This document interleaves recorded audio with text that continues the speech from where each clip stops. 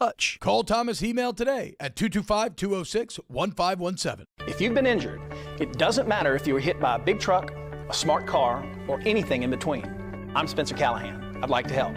Spencer Callahan is the one to see. Call 387-2323. LA 21-12671. Offices in Baton Rouge. WNXX, Jackson, KNXX, Donaldsonville, and WDGL HD2 Baton Rouge. This hour brought to you by Spencer Callahan Injury Lawyers. LA 21-12681.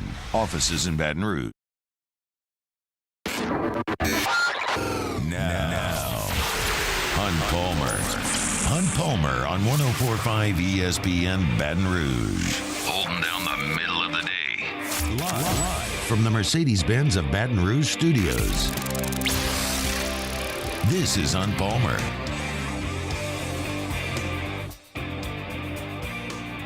Welcome in. Hunt Palmer coming to you from the Mercedes-Benz of Baton Rouge studio downtown in the capital city on this Tuesday. Got Casey Gaines and Jacob Beck back there on the ones and twos.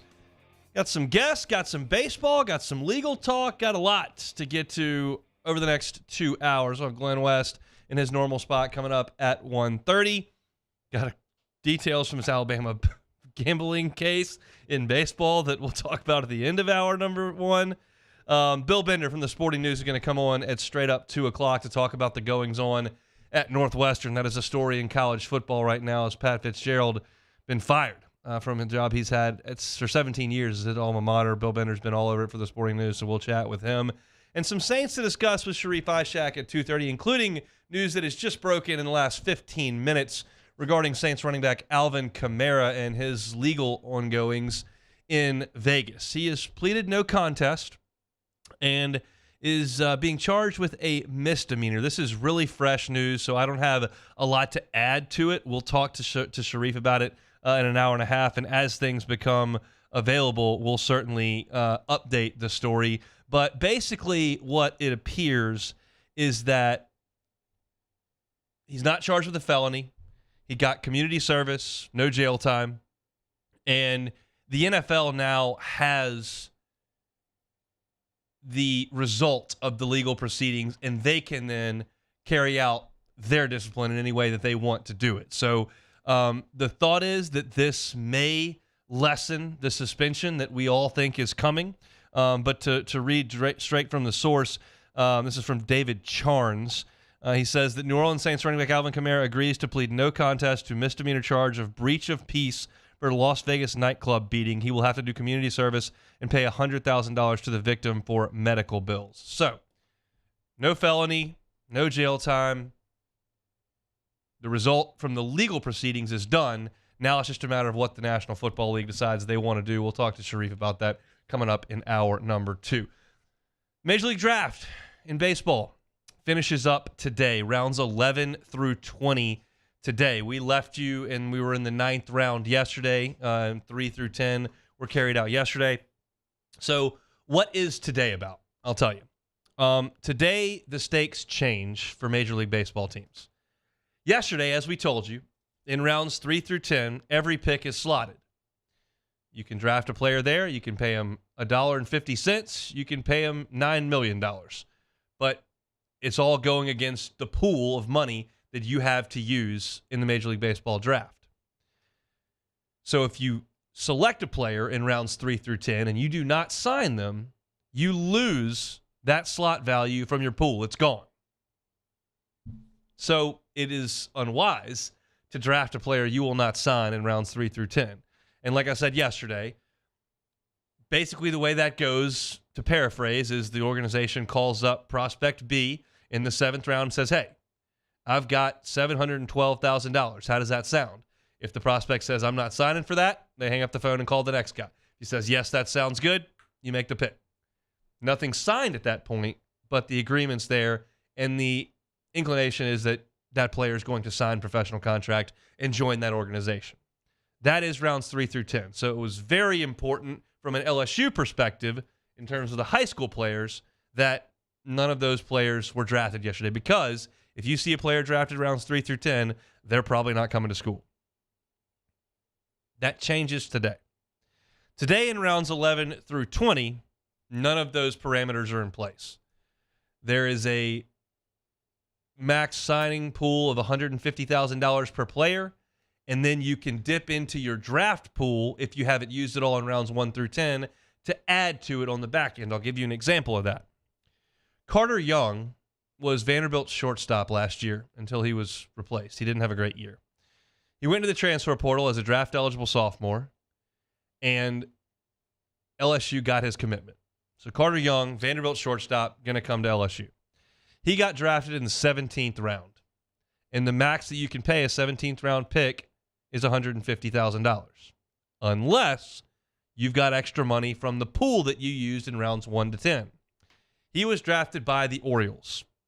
The Orioles had the first pick in the draft. Instead of taking the highest level talent they could find at that first pick, they took Jackson Holliday, who was a high schooler, whose dad played in the big leagues for more than 10 years and is not necessarily looking for every cent he can find. He wanted to be the first pick. They got him at a significant discount. With those savings, they came back and added $1 million to Carter Young's draft slot in the 17th round and gave him $1.3 million. That could happen today. That's in the realm of possibility. But more often than not, on day 3 in these rounds, you have like what happened with Brady Neal last year, where the Brewers drafted him late, made him one phone call, he didn't pay any attention to it, he was coming to LSU because he knew they weren't going to pay him the number that he wanted. So LSU at this point in the draft should feel excellent about the high school players who have not been selected, and that is the entire class outside of Blake Mitchell, who was the 8th overall pick. We've talked about Cameron Johnson at length. We've talked about Ashton Larson at length. We've talked about Stephen Milam at length. We've talked about Cade Anderson and Jake Brown. Cade Anderson pulled his name out of the draft. Jake Brown tweeted 2 tiger emojis yesterday saying, hey, I'm going to LSU. He could get drafted today, and that doesn't mean you should be terrified. It means that one team has the right to negotiate with him, and it probably won't go anywhere. So today, it's less about where you're picked. All the picks are the same in terms of money. They're all the same. The first pick around 11, the last pick around 20, they're all the same. It only matters what team selects these players because that dictates how much money they can offer. You want to stay away from those huge bonus pools. The Pirates have a big bonus pool at the top of the draft. So do the Nationals. You get the picture. So as far as LSU signees, things can happen today. The likelihood is that they won't. I knocked on a couple of doors today, made a couple of phone calls, and not something I tell you I do very often at all in football or basketball or in recruiting. This time of year, I've got some places I can go. The feeling at LSU is that it's very unlikely that any of these high schoolers get away. It's possible. It's unlikely. You never know until the dust settles. And I'll be here with you every step of the way. Once we find out today where these high schoolers are picked, if they are, I will go into their draft pool and I'll start breaking out the money as it becomes available. And I'll walk you through this whole thing. But right now, the high school class looks to be very much intact. And this would be a really nice boon to the LSU baseball program. Cameron Johnson would become one of the most talented pitchers, if not the most talented pitcher on the staff. Ashton Larson would compete for time in the outfield, what could be a crowded outfield. Cade Anderson and Jake Brown as left-handed pitchers would very likely have a role. And I've told you for 3 days now about how I feel about Stephen Milam. And I don't know that I think that his professional prospects are as good as some of the others because I don't know that his ceiling's quite as high. When you're 5'8", you can toss Dustin Pedroia out there all you want. It's just very rare that a 5'8" player has a huge arm and hits 32 home runs and is that kind of an impact guy in the big leagues. But a 5'8" guy can have no problem showing up in college, hitting in the high 300s, driving the ball to the ballpark at times, and playing in the middle infield. And I think Stephen Milam is going to be a really good college player, and I think LSU is going to get him. So today is the day, once the dust settles with the draft, that we've got a pretty good feeling about what next year's going to do. I can tell you this. LSU's not done in the transfer portal. I can tell you that for a fact. They got work to do in the transfer portal. Guys have 2 more days to get in, and they'll continue to add a little bit moving forward.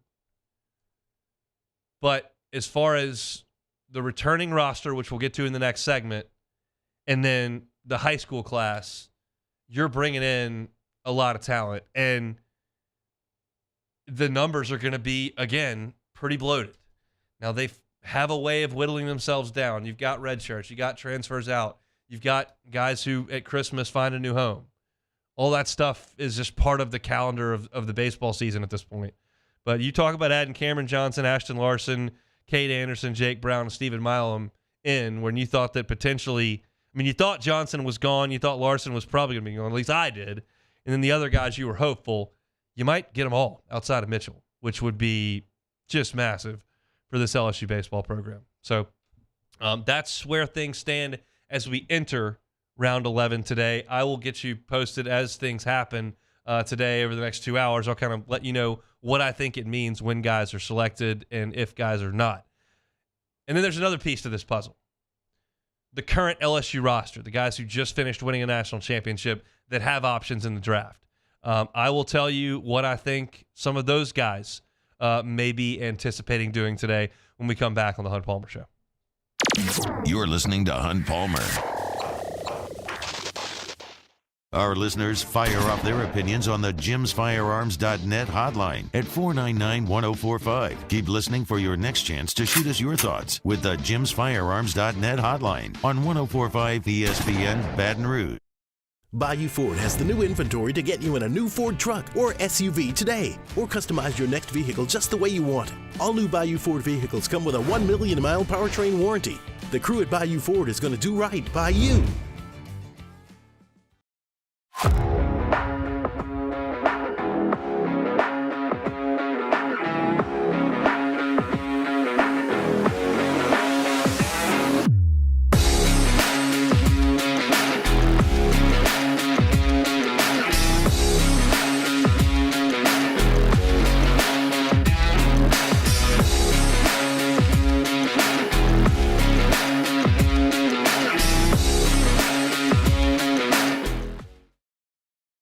All right, let's say ah. Where'd my spotlight go? Super weird, but we can take care of it. Get in and get better at Patient Plus. There it is, the extra mile, on the border of expected and extraordinary for those willing to go further, like vans customized for work or play, with safety and tech to keep you connected. Supported by a 5-star sales, service, and finance team. And backed by the 1-star you know. So go the extra mile. It's never crowded because so few have what it takes to go there. Mercedes-Benz Vans. When is a taco more than just a taco? When it's Government Taco. Voted best tacos 3 years in a row by 225 Magazine, Government Taco puts the most delicious spin on tacos the capital area has ever seen. With creative combinations like the Magna Carrot, the Filibuster, or the Steak of the Union. Plus perfect tortilla chips paired with the best salsa and queso you've ever had. And happy hour every day from 3 to 6 p.m. and all day on Thursday. Government Taco, 5621 Government Street. Hey there, little buddy. What's the matter? What's the matter? My windows, siding, and my door. That's what's the matter. Relief Windows can fix all of that. I got you. Pop, pop. What's up? Oh my gosh, look! Curb appeal.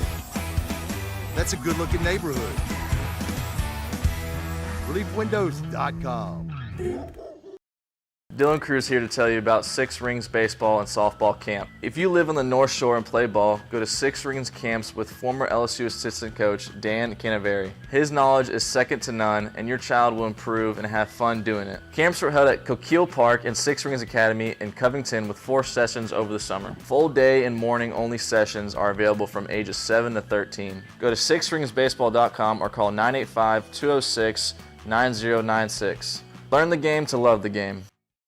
Gulf Coast Office Products is a nationally recognized Savin office equipment dealer based right here in Louisiana. Over 100 employees strong, Gulf Coast has the boots on the ground to support all vertical markets from education, engineering, legal, and finance. With the latest in office technology from desktop to production segment units, Gulf Coast and Savin have the perfect fit for you.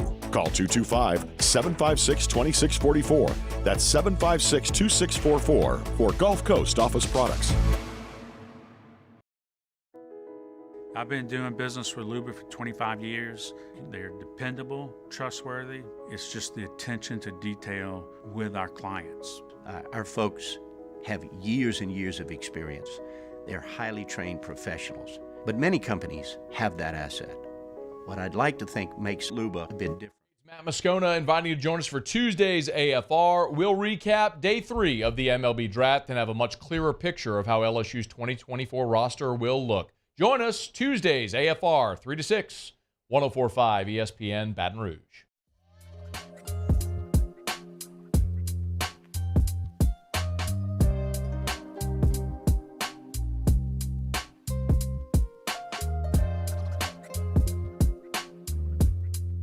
This is Hunt Palmer on 104.5 ESPN Baton Rouge.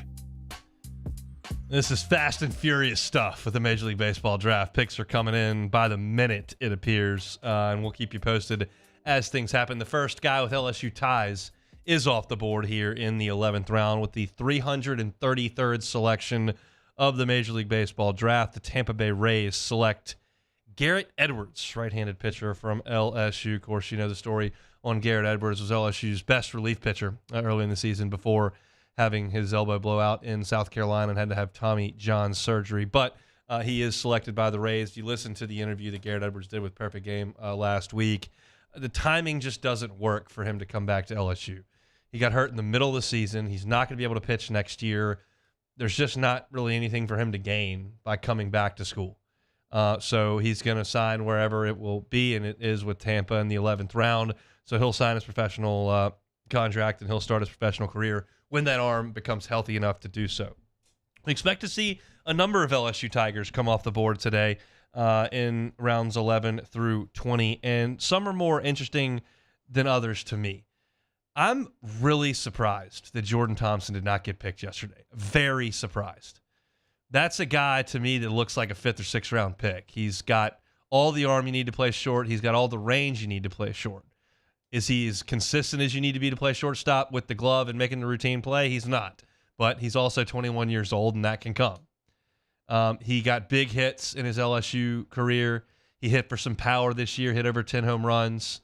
I thought he would be taken by somebody yesterday. I don't know how many phone calls he took yesterday, if any, but I'm surprised he wasn't taken. So the question is, will he come back? What I was told, it's about 50-50 at this point. Jordan Thompson values himself a certain way. If he gets that number today, whether that's 150,000, 300,000, 600,000, I don't know what the number is, but if he gets that today, he'll sign and go professionally. I think he is open to the idea of coming back to LSU. I'm a little surprised at this. My Twitter, the On3 message board that I'm on, you look at Tiger droppings, like there are people that are, it's time to move on from Jordan Thompson. Really? 3-year starter at shortstop? Solid defender, excellent team guy, swung the bat pretty well this year. Have you seen the rest of the middle infield crop for LSU at this point? Is Michael Braswell really the answer at shortstop? Guy that's hit 2 home runs in 2 years, who hit in the 240s this year? Do you want to put Ben DePolt over there? Are you sure Gavin Guidry's ready to play? He was not in the fall. You're telling me I can have a 4th-year starting shortstop with Omaha experience who's gotten huge hits in his LSU career? Talking about walk-off homer in Houston. You're talking about huge hit in Hattiesburg in the regional and on a Saturday. 3-run double into the gap against Tennessee in the Thursday night game against Chase Dolander and company. Huge ice-breaking hit for LSU's first run in Game 3 of the championship series. That's the guy you're really excited to move on from? If you had Bregman waiting in the wings, sure. I don't see it. I would love it if Jordan Thompson came back for next year. He's a guy we'll watch for today. Braden Jobert is the other. I think if you hear Braden Jobert's name called today, I think he will sign. Now, that was a given yesterday. Everyone whose name got called yesterday is going to sign. I think last year there were 3 guys that didn't sign from rounds 3 through 10. Brandon Sproat was one of them. He didn't like the number eventually, and he became Florida's number 1 guy this year, and that happens, but it's rare. I just believe that that's the case with Jobert. If he can get drafted and find a spot in the camp, I think he'll start his professional career. Same thing goes for Christian Little. He's still 6'4". He still throws 94, 95 miles an hour. He's still got a pretty good slider. Has his college career gone the way that most people thought it would go? It has not. But I think you'll see his name called today. I think he will sign at a certain point. Riley Cooper is next on this list. I think Riley Cooper wants to start his college career. I think Riley Cooper's ready to be a professional baseball player. The question is there a major league team that wants to use a draft pick on him? Riley was on Matt Moscona's show on this station last week, said, hey, my plan is to get drafted and go. But we'll see if that happens for Riley today. The other side of that coin is Nate Ackenhausen, who's also draft eligible. He played 2 years in JUCO, played a year at LSU. He's eligible for the MLB draft. He was on Matt's show last week, said, yeah, I'm here at home, I'm hanging out. I feel like, I could start my professional journey if the number's really, really good. LSU is pretty good playing as well. And I think that you'll see Nate Ackenhausen back at LSU next year. That's my read on the situation. The catchers are tougher to decipher. Alex Milazzo and Hayden Travinski. I don't know how draftable either guy is. Travinski's a below average defender. He doesn't run well. He does have some power. He hasn't played a lot in college. He's got a pretty good arm. It's just seems like a college baseball player. And if he would come back, I'd be thrilled with that. I think it's pretty likely Alex Milazzo comes back. I just don't know if there's a team that's going to want to draft him when the bat is so limited at the next level. So those guys are, I think, a little bit iffy. And then Blake Money's the other guy. I don't have a read on him either. But if you're looking at LSU's baseball team for next year, the 2 guys that are the most impactful, I think, on the offensive perspective are Jordan Thompson and Braden Jobert. I think Thompson is more likely than Jobert to come back. I think it's possible both guys sign and move on. Kind of the vibe I got in making some phone calls was that the guys who played a big role and won a national championship, most of them are ready to ride off on top. And I get that. I mean, think about this. If you're an LSU baseball player, especially an old one with draft options, you come back to school and you go out there for fall practice in October and you're not on top of the world anymore. You're at the bottom of the mountain. You've seen this thing all the way to the top. From a disappointing end of the season 2 years ago in Hattiesburg to a preseason number 1 ranking to riding that through middle of the season to hosting a regional, hosting a super regional, getting to Omaha, playing 7 games in 8 days, winning a national championship. You can exhale. I've done it. I'm at the top. Then you report for camp on October, 3rd. All right, you got to do it all over again. Is it that or the next great chapter of your baseball playing career? I don't know. It's just a mental thing that you got to the highest point and now you're all the way at the bottom again. And I think some of those older players with the option would rather their last memory of playing college baseball be hoisting that trophy in Omaha, and then that's the end of it. But we'll see. I think Jobert goes. I think Thompson's got a chance to stay. As far as the pitchers go, Cooper and Ackenhausen are probably the most interesting at this point, and I think that Cooper wants to go and Ackenhausen wants to stay. And we'll see what they decide to do at this point. But we'll continue to update things as they move forward. Garrett Edwards, the first LSU player selected in round 11. He was the 333rd pick to Tampa. We'll scroll through the tracker here one more time before I let you know about a great cause that I'm involved with here and want to ask a little bit of y'all's help. It looks like that's it for LSU at this very moment. But anything can happen as the draft moves forward over the next few hours. I'm so excited to be a celebrity waiter. I'm using air quotes there because I think we're really loosely using the term celebrity here. But the Baton Rouge Children's Advocacy Center is having a fundraiser here in a couple of weeks, or next week. And if you don't know about the Baton Rouge Children's Advocacy Center, they help children who have been victims of abuse and have had a tough go. And we're thrilled to be partnered with them and to help the Baton Rouge Children's Advocacy Center help these children in our area. And I'm so excited to be there. We'll be at LaBerge next week having a fundraiser, but you don't have to go to the fundraiser at LaBerge to help. And you don't have to write a $50,000 check to help. I've got an online tip jar. It is pinned to my Twitter profile at HuntPalmer88. So if you'll go to my Twitter profile at HuntPalmer88 and click the link that's at the top, you'll see the tip jar there. And no donation is too small. No donation is too big. Trying to use this platform to do a bit of good here. I'm so thankful that the folks over at Neighbors Federal Credit Union allowed me to be a part of this, and so thankful for the Baton Rouge Children's Advocacy Center for putting this on and allowing me again to be a part of it. And I'm just trying to do the best I can to raise as much money for that great organization as I can. So if you go to my Twitter page, at HuntPalmer88, you can find the tip jar right there. And again, no donation too big or too small. So thank you all for letting me say something about that here as we head into break. When we come back, Glenn West of Go 247 is going to join us. We hadn't had Glenn in a couple of weeks. He was decompressing on some vacation, but a lot of LSU news as we start to talk about the Major League Baseball draft, and then we'll briefly touch on football and media days as well. So don't go anywhere. We'll have Glenn West next. 104.5 ESPN Baton Rouge. LWCC is Louisiana Loyal, elevating and celebrating champions of Louisiana. Chef Corey Barr is the champion of Louisiana that we are telling you about every day here on the Hunt Palmer Show. Corey has got a national spotlight on him.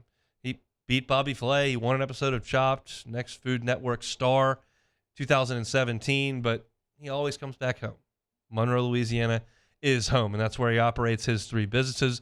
And even though he travels and does a lot of things with a national perspective, he always keeps home in his heart, and that's what makes him a champion of Louisiana. If you know a champion of Louisiana like Corey Barr, we want to tell their story. Go to lwcc.com/champions. You can check out all the champions we've told you about over the past year and some change, including Corey Barr. You can also nominate a champion of Louisiana. Nominate a person, nonprofit, a business, whoever's doing philanthropic work in our state. We want to talk about it. Corey Barr is a champion of Louisiana. LWCC is Louisiana Loyal. In times of need, get a full list of phone numbers, websites, and other important emergency information on the Demco Stormwatch page at 1045ESPN.com. There it is, the extra mile, on the border of expected and extraordinary, for those willing to go further, like vans customized for work or play, with safety and tech to keep you connected. Supported by a 5-star sales, service, and finance team. And backed by the 1-star you know. So go the extra mile. It's never crowded because so few have what it takes to go there. Mercedes-Benz Vans. Hi, I'm Brandon Landry, founder and CEO of Walker. Hi, my name is Dr. Craig Green. This is Ryan Terrio with HUDCoRoofing.com. Hey, it's Matt Moscona. No matter how big your commercial roofing job, HUDCO can help.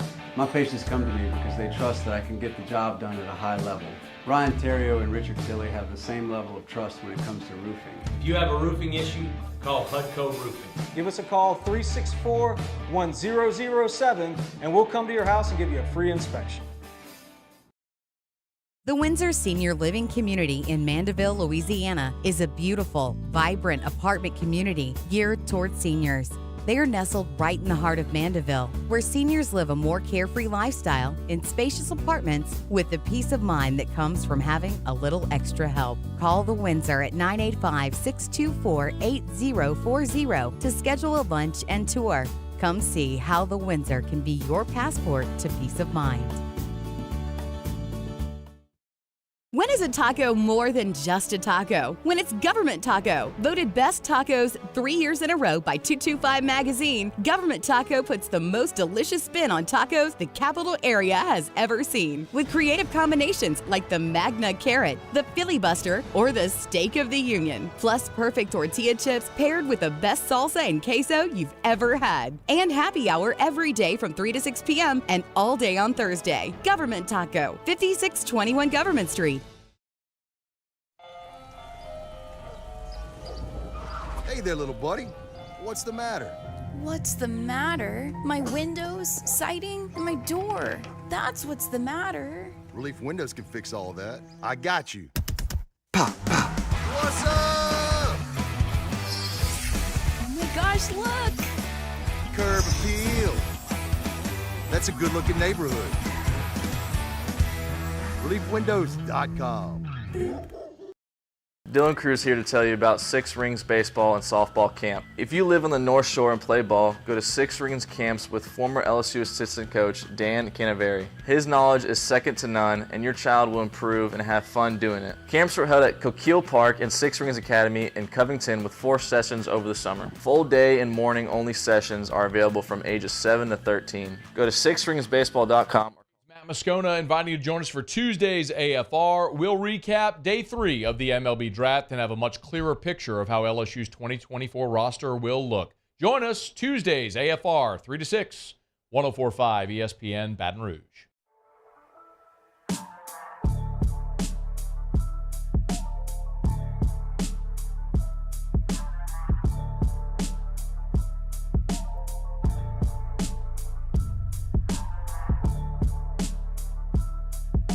You're listening to Hunt Palmer on 104.5 ESPN Baton Rouge. The 11th round of the Major League Baseball draft took about 20 minutes, so they're going fast and furious here in rounds 11 through 30. Next player with LSU ties off the board here in the 12th round. The Baltimore Orioles have selected right-handed pitcher Blake Money from LSU, so I would imagine Blake probably signs that contract and moves into his professional career. Let's head out to the Jim's Firearms Hotline. Glenn West is senior writer over at Go 24/7. Joins us. Glenn, how are you? I'm doing well, Hunt. How are you? Doing very well. Probably not as well as Jay Johnson the last few days. What did you make of the first and second round of the draft with Jay on the desk at MLB Network and Skeens and Cruz going first overall as kind of a branding tool for LSU? Yeah, I mean, it couldn't have been much better of a break for LSU and for Jay, just coming off the first couple days. I mean, you start things off with a little bit of history made in the MLB draft with Skeens and Cruz going back-to-back, and Jay Johnson's there to hype him up, hype the program up. He had a nice little in-studio interview, I guess, with Paul Skeens immediately after getting picked, and that was really cool. I mean, it's just great to see the brand, like you said. Like, it's just a great sign for the program to have those two guys kind of lead things off. And certainly when you look at Ty Floyd going at the end of the, I guess what you call it, end of the first, in between rounds 1 and 2, and Grant Taylor going in the second round after not throwing a pitch this year, and certainly Trey Morgan and Gavin Dugas yesterday was great to see those two vets get picked up pretty early and signed for a bunch of money. So it's great from the program in terms of you're developing the players on the current roster, but to only lose one of these signees, I think through 2 days and a couple rounds here, that's just such big news for LSU. Braden Jobert just went to the St. Louis Cardinals too, so he's probably off to sign at the next level. So yeah, it's just great. I mean, I think you've done a really nice job here with the freshman class, and now you got to see if you got to hold your breath for another couple rounds, probably another couple hours. But I don't think things could have broken much better for LSU. Breaking news on the phone interview there. Well done, Glenn. I just see that the Braden Jobert, the 365th pick of the Major League Draft, to the worst organization in the sport, the St. Louis Cardinals. Sorry, Braden, didn't mean to do that in your special moment there, but just the way I feel about the St. Louis Cardinals. Glenn, let's go back to Ty Floyd. Did it occur to you at any point that when you were watching this LSU baseball team that there were 2 first-rounders at the top of the rotation? It did not occur to me. No, I didn't think Ty would be a first-rounder, to be quite honest with you. I mean, Jay even said it on the broadcast after he was picked that like he had to fight his way into the starting rotation, and certainly there was some injuries that kind of helped him along the way, but you got to give credit where credit's due, man. I mean, Ty was just absolutely lights out during the postseason. I think a lot of MLB teams saw the potential there with those last couple performances in Omaha, and credit where credit's due. He the 17 strikeouts, the fastball is just so elite in terms of the way it moves, not just the velocity he gets on it, but just the way that it moves as well.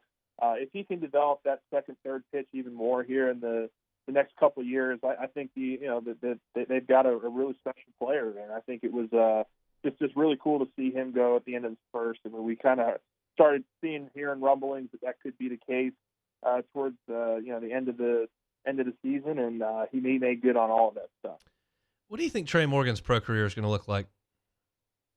I would think he starts at first. I mean, I just don't know how you can't look at what he does defensively and not think that he could be a really, really solid MLB starter for you at first base in terms of just saving outs, helping your infield, making plays like you saw in Omaha. I just think he's going to start at first. And then, look, I think it's going to maybe take him a few years to maybe get his body quite right to where he can consistently hit at that level. But I would expect him to start, his career at first base, and maybe they kind of twist things around and move him to the outfield. But the Rays are one of the better run organizations in terms of player development that I know of. I mean, I certainly don't know the MLB probably quite like you do, but everything that I've seen and heard is that the Rays are just a perfect landing spot for most players, and Trey's a really hard worker, and I'm sure he'll be developed the right way. They develop the heck out of their players, there's no doubt, because they don't spend any money and they win a lot of games, and they take guys that are very versatile and use them in that way. And so I think Trey is a good fit there. I would have to agree. Are you surprised Jordan Thompson was not picked yesterday? I was. I mean, I was actually texting with a couple of our fellow writers that covered the beat. I mean, we had heard for months about how MLB teams were really enamored with Thompson's arm and just how he could potentially fit in an MLB club in terms of his defensive ability. I'm not sure if maybe the performance in Omaha had anything to do with it. I'm not sure if there's any concern about his bat and if that'll ever get to a point where it's consistent for him. But I think he could certainly use another year of development at LSU if he decides to return, and I think would be a really smart move, I guess, at this point if he doesn't get the number that he's looking for. So I was a little bit surprised he didn't go pretty early yesterday, but there's a reason for everything, and I'm sure we'll learn it after the draft. Think there's a role for Alex Milazzo and/or Hayden Travinski on next year's team?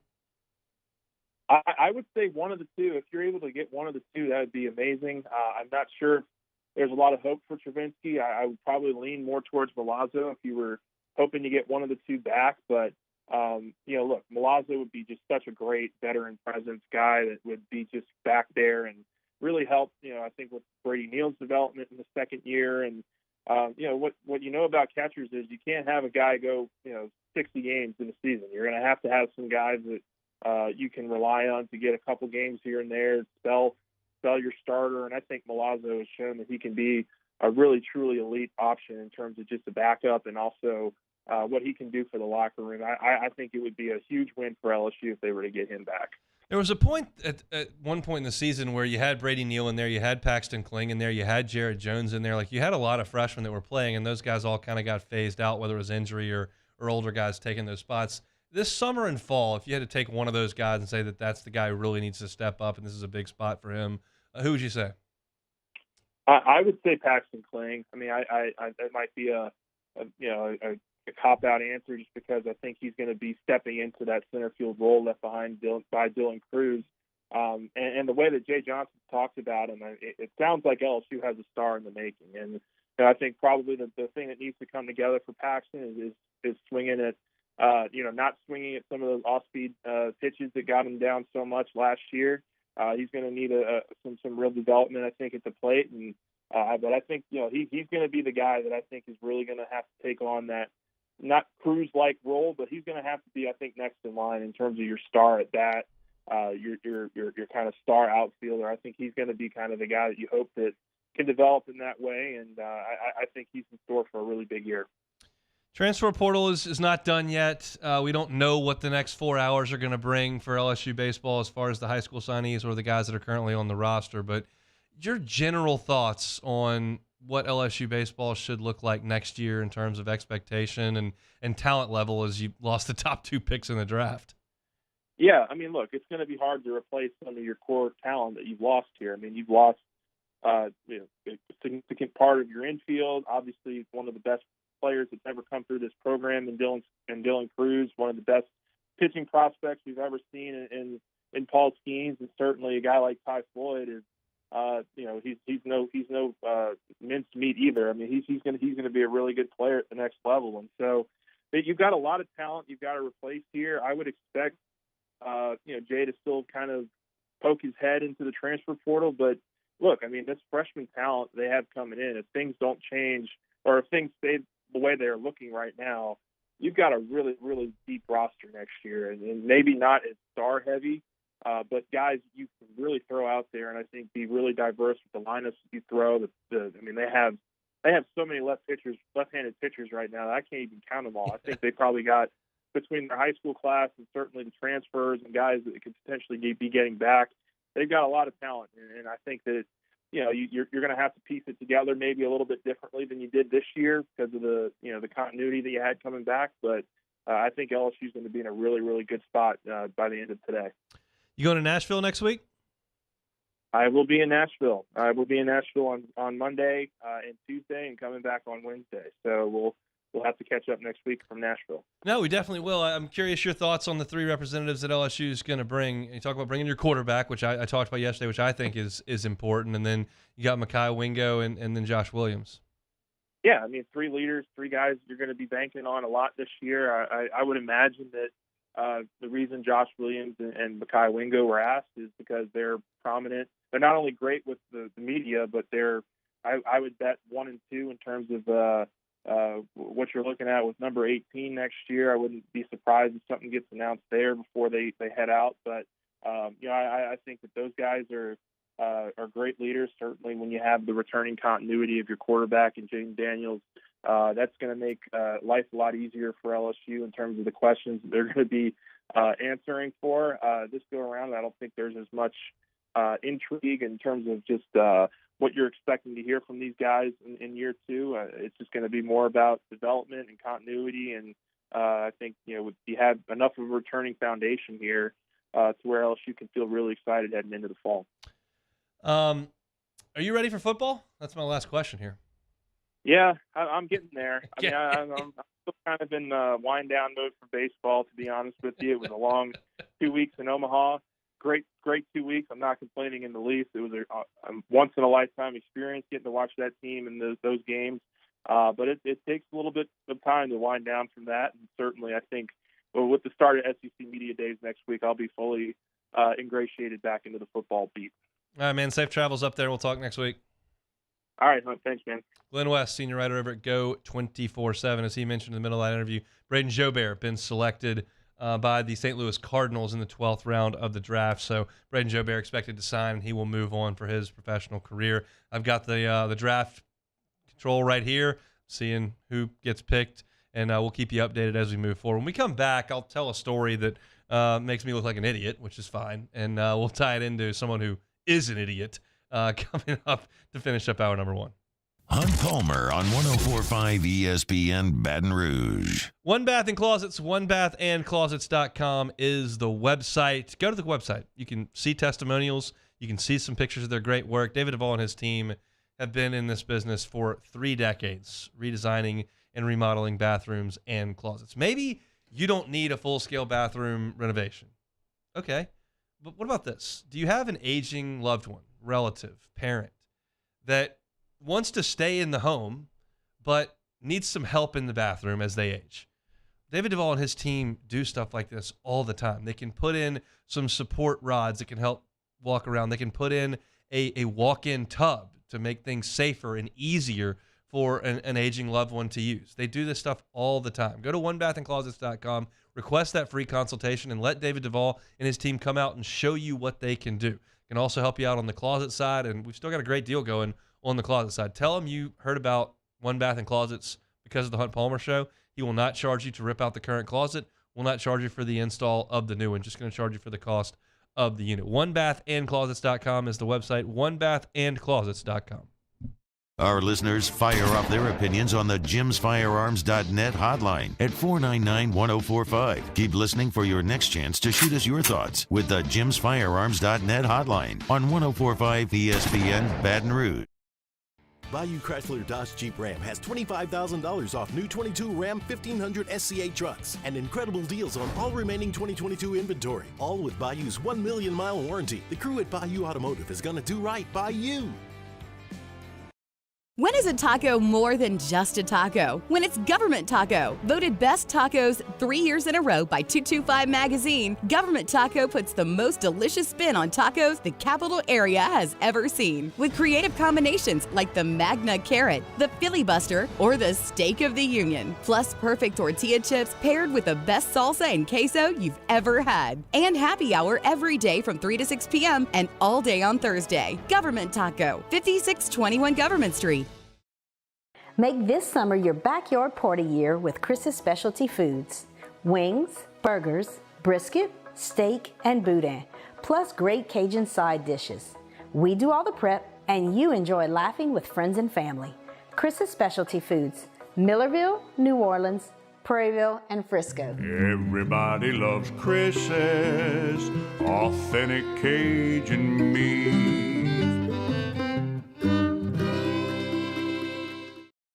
Bayou Ford has the new inventory to get you in a new Ford truck or SUV today, or customize your next vehicle just the way you want it. All new Bayou Ford vehicles come with a 1 million mile powertrain warranty. The crew at Bayou Ford is going to do right by you.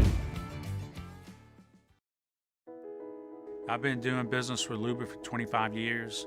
They're dependable, trustworthy. It's just the attention to detail with our clients. Our folks have years and years of experience.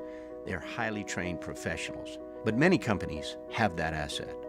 What I'd like to think makes Luba a bit different is that we use those talents in a way that truly is dedicated to serving the needs of the folks who depend on us. Gulf Coast Office Products is a nationally recognized Savin office equipment dealer based right here in Louisiana. Over 100 employees strong, Gulf Coast has the boots on the ground to support all vertical markets, from education, engineering, legal, and finance. With the latest in office technology, from desktop to production segment units, Gulf Coast and Savin have the perfect fit for you. Call 225-756-2644. That's 756-2644 for Gulf Coast Office Products. There it is, the extra mile, on the border of expected and extraordinary, for those willing to go further, like vans customized for work or play, with safety and tech to keep you connected, supported by a 5-star sales, service, and finance team, and backed by the 1-star you know. So go the extra mile. It's never crowded, because so few... Matt Moscona inviting you to join us for Tuesday's AFR. We'll recap day 3 of the MLB draft and have a much clearer picture of how LSU's 2024 roster will look. Join us Tuesdays AFR 3 to 6, 104.5 ESPN Baton Rouge.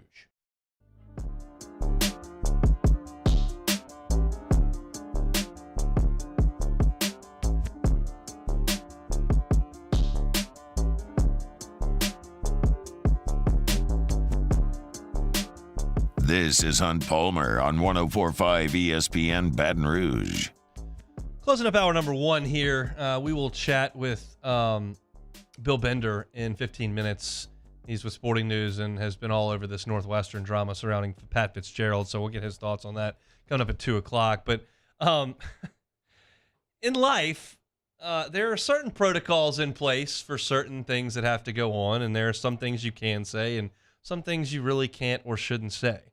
I will tell a story about myself personally looking like a moron in an effort to paint this next picture that I'm going to talk about. I was texted by my cousin, this was like 5 or 6 years ago, to go purchase a firearm for her husband for Christmas. Those of you that do a lot of hunting and fishing or have guns know where that's going. I have pulled the trigger on a gun 30 times in my life. I took riflery at camp when I was in like 5th grade. I think I shot Shot a target like 20 times. The other 34 years of my life, I think I've pulled the trigger 10 times on various firearms. I don't hunt. I don't have any desire to pull the trigger of a firearm. I don't own one. I don't care about guns. I'm out. But if you do, that's great. And I was going to get my cousin's husband a gun for her for Christmas.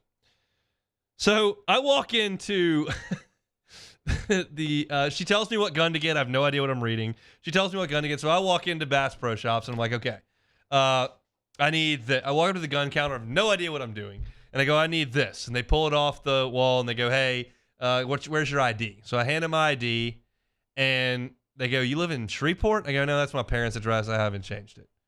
And they go, well, you can't. You got to have an updated address on your license. And somewhere in the next like 10 seconds, it came up that I was like, oh, well, the gun's not for me. It's for my cousin's husband. And they were like, well, you can't do that either. You can't buy guns as gifts. I broke every rule they had in there in about 4 minutes and walked out with no gun, obviously. Because I have no idea what I'm doing and I'm saying things I'm not supposed to be saying at the counter, obviously. I'm an idiot, obviously. But I'm not as dumb as this guy. This guy, whose name is, let's see, I forgot. His name is Bert Eugene Neff Jr. Bert Eugene Neff Jr. That sounds made up. It's not. Bert is the academic who decided to go place a $100,000 wager on the LSU-Alabama baseball game this past spring. Of course, that's significantly larger than the appetite the casino has for college baseball betting on a single game.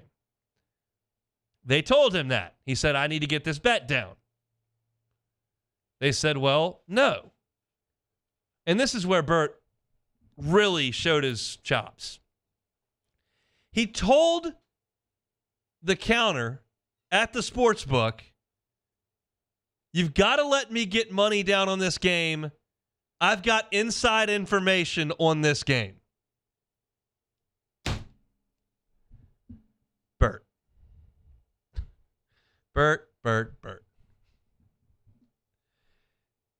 Are you kidding? You can't go to the window at the sportsbook and say, hey, I got inside information. You got to let me get this bet down. That's just not how it works. How stupid can one person be? One, you're betting an obscure college baseball game that no one even knows is being played thousands of miles away. Two, you're betting a massive amount on that game, 6 figures. Three, you're telling the bookmaker that you have inside information right on your phone. That is the most unbelievable. It's like an SNL skit. The dumbest gambler in the world. And apparently he was so brazen about this that the security cameras at the sportsbook were able to zoom in on his phone and determine that he was in fact texting Brad Bohannon about scratching Luke Holman. I wasn't exactly a genius walking to that Bass Pro Shop. This guy's going to jail. Like, you can't do that. Sportsbooks frown upon guys trying to pull a fast one.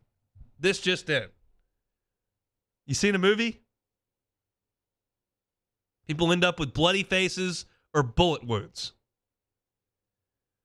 So, these details as they've emerged, as Pat Forty's reported, are shocking. It's one thing to try to shoot a text on the side, get a bet down, and make a little cash. It's frowned upon, but it's one thing. This is a cartoon character. Bert Eugene Neff Jr.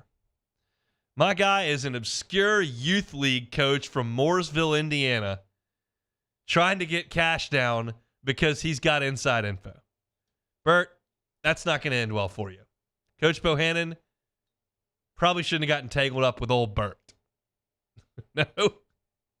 Unbelievable story. Some more LSU news in the Major League Baseball draft. Riley Cooper's name comes off the board in round 13. He goes to the Baltimore Orioles with a 391st pick in the Major League Baseball draft. So Riley Cooper, as he told Matt Moscona last week, was planning on signing, is planning on signing, I believe will sign with the Baltimore Orioles and move on. So what an effort in Omaha by Riley Cooper, a guy who really couldn't get anybody out early in the season, goes up there, gets 3 saves and a win for LSU in 4 winning results.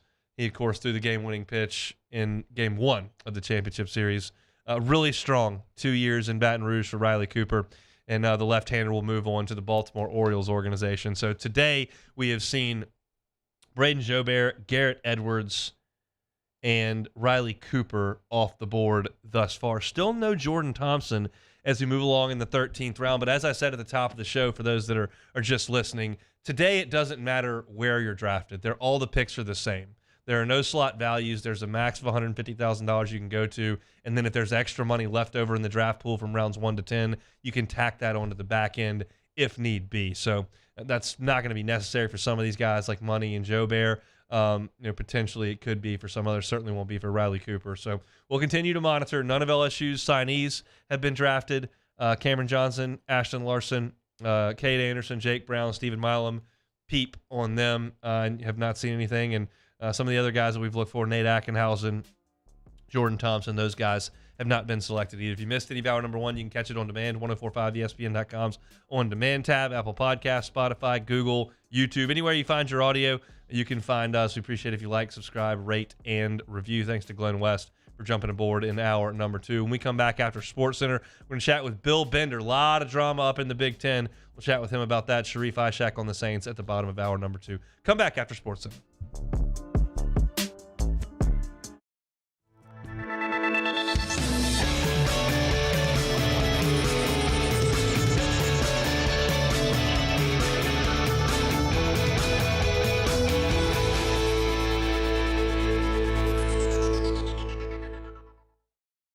Follow us on Twitter at 1045ESPN to cast your vote in the Citizens Bank and Trust Poll of the Day. Vote daily inside Off the Bench, live at lunch on Palmer. And after further review, Citizens Bank and Trust brings you the Poll of the Day via Twitter at 1045ESPN. When is a taco more than just a taco? When it's Government Taco. Voted best tacos 3 years in a row by 225 Magazine, Government Taco puts the most delicious spin on tacos the capital area has ever seen. With creative combinations like the Magna Carrot, the Filibuster, or the Steak of the Union. Plus perfect tortilla chips paired with the best salsa and queso you've ever had. And happy hour every day from 3 to 6 p.m. and all day on Thursday. Government Taco, 5621 Government Street. The importance of doing this fortified program and offering it to people down here is, number one, the only real chance you're going to get to do this is when you put on a new roof or build new. And through companies like HUDCO, who's kind of leading the way in this thing, it's going to offer the customers a huge advantage in the insurance market and the price of their insurance. You know, we're not looking to make a fortune off fortifying. We're trying to give you a better product than our competitor at the moment. I'm trying to do something that he can. I'm trying to give you something better. So a lot of these insurance jobs, you're getting a re-roof, you're only paying your deductible. Let's sit down and talk about the fortified and let's see what it does to your insurance premium. You're getting a steal. Yeah. You're getting a brand new roof and a fortified certificate for your deductible, essentially. And I think we're rocking and rolling.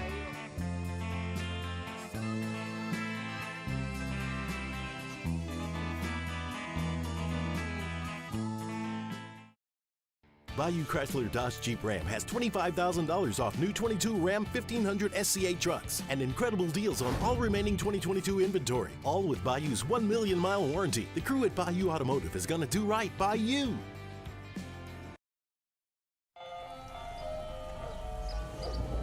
Hey there, little buddy. What's the matter? What's the matter? My windows, siding, and my door. That's what's the matter. Relief Windows can fix all of that. I got you. Pop, pop. What's up? Oh my gosh, look! Curb appeal. That's a good-looking neighborhood. ReliefWindows.com. Dylan Cruz here to tell you about Six Rings Baseball and Softball Camp. If you live on the North Shore and play ball, go to Six Rings Camps with former LSU assistant coach Dan Canaveri. His knowledge is second to none, and your child will improve and have fun doing it. Camps were held at Coquille Park and Six Rings Academy in Covington with 4 sessions over the summer. Full day and morning only sessions are available from ages 7 to 13. Go to sixringsbaseball.com or call 985-206-9096. Learn the game to love the game.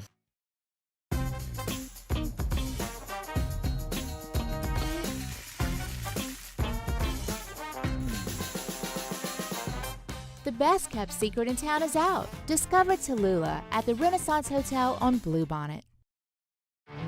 There it is, the extra mile, on the border of expected and extraordinary, for those willing to go further, like vans customized for work or play, with safety and tech to keep you connected, supported by a 5-star sales, service, and finance team, and backed by the 1-star you know. So go the extra mile. It's never crowded, because so few have what it takes to go there. Mercedes-Benz Vans.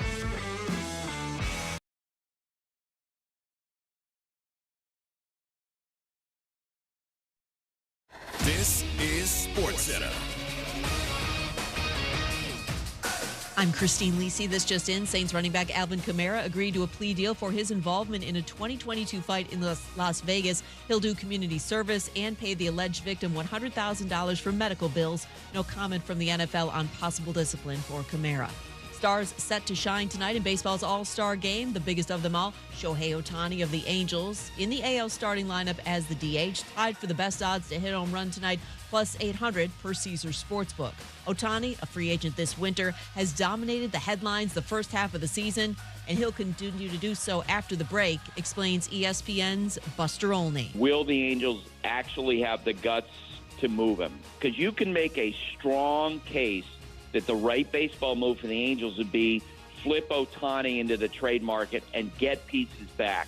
But I also would understand if Artie doesn't have the guts to do it. Right, yeah. Because he's such a star. Buster on ESPN Radio Mornings. Angels 7 out in the AL West, 5 out of the final AL wildcard spot. Trade deadline is August 1st.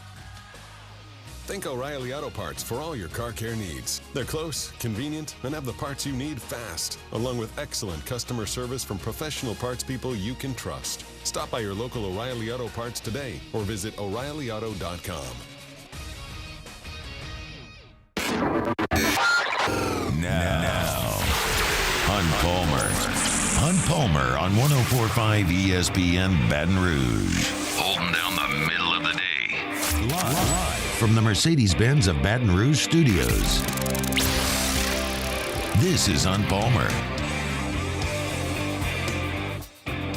Hour number 2, Hunt Palmer Show, 104.5 ESPN Baton Rouge. Sharif Ishak with us at the bottom of the hour talking about Alvin Kamara, whose legal proceedings have finished up in Nevada. So now the NFL will make their decision, we would assume, fairly short order. And I think the Saints would have a good handle on that before the season starts, which we didn't know if that would be the case. Things kind of drug on up there in Vegas. We'll talk to Sharif about that in 30 minutes. I want to talk about a different case here, and not a legal one, but certainly one that is probably going to turn legal pretty quickly, and that's up at Northwestern, where Pat Fitzgerald has been relieved of his duties after 17 seasons at his alma mater. Bill Bender covers college football and spent some time around the Big Ten up there. For Sporting News, he joins us now. Bill, how are you? Hey, it's been a unexpectedly busy day on these so-called slow days of sports, but yeah, thanks for having me on. Absolutely, it's our pleasure. How shocking is this whole thing based on Pat Fitzgerald's run there, it being his alma mater, him turning down multiple other opportunities to stay there, and then all of a sudden it very well may end like this? Stunning. Because mostly in my time, like you said, around the Big Ten, around sitting at Pat Fitzgerald's podium or talking to other Big Ten coaches, high school coaches, I mean, it was always Pat's a stand-up guy. Pat's this, Pat's first class. Pat was the AFCA president in 2021. I mean, that's a high honor. So when you hear the reports or read the reports of hazing and, racism or racist type behavior, It's stunning. I still haven't. I'm going to be honest. I still haven't wrapped my head around the fact that it could happen there, of all places. For sure. You kind of answered my next question, but when you read the report previous to the firing and the suspension and all the things that we've seen subsequently, like, what did you think when you read it? Well, my attention immediately went to the practice of hazing in general and how locker room dynamics have changed and how, developing athletes, I coach youth sports and know a lot of high school coaches, and I talked to them about it last night, honestly, while I was watching my kid practice. And I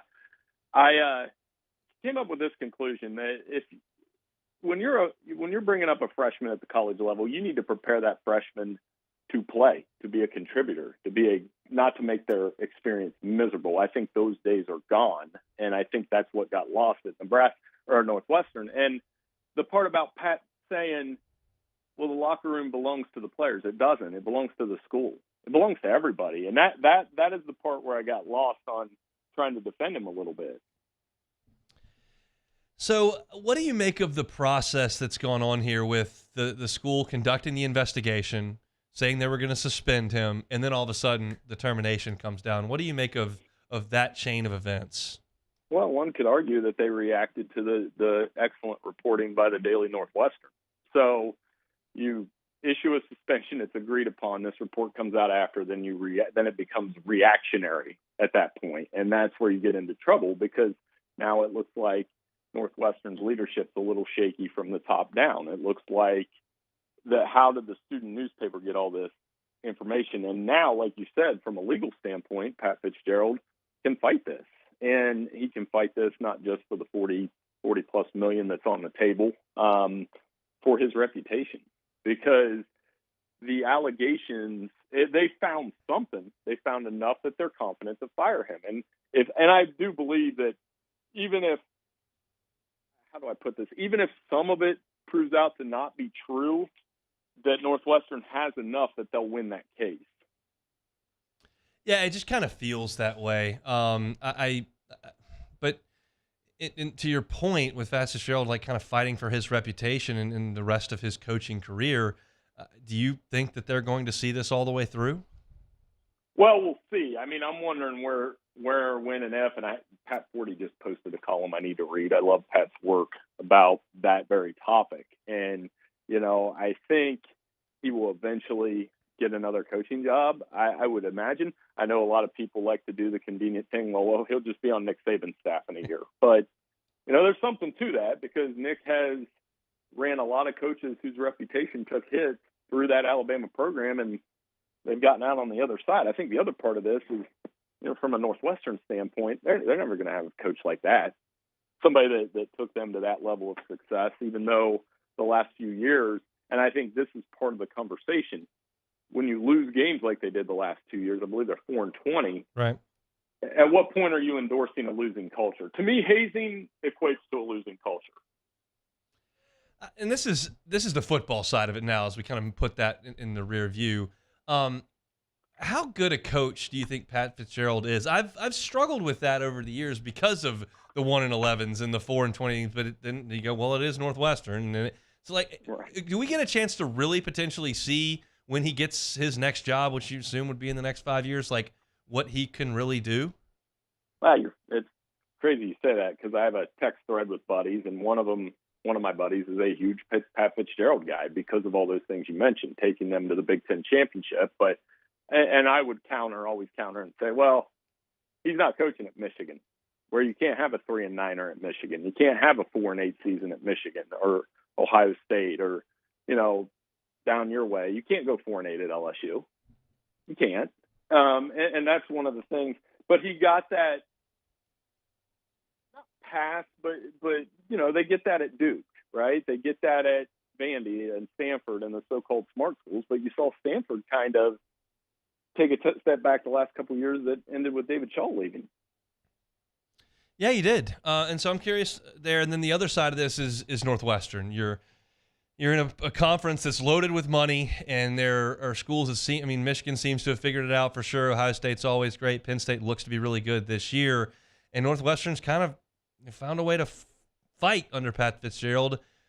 They've got plans for a brand new stadium that apparently have been kind of put on hold. What does the future look like for Northwestern football at this point? Well, there's probably a generation or two of Northwestern fans who have seen the very worst of it, and that's the losing streak where when they finally won a game, they carried the goalpost out to the whatever lakes over there.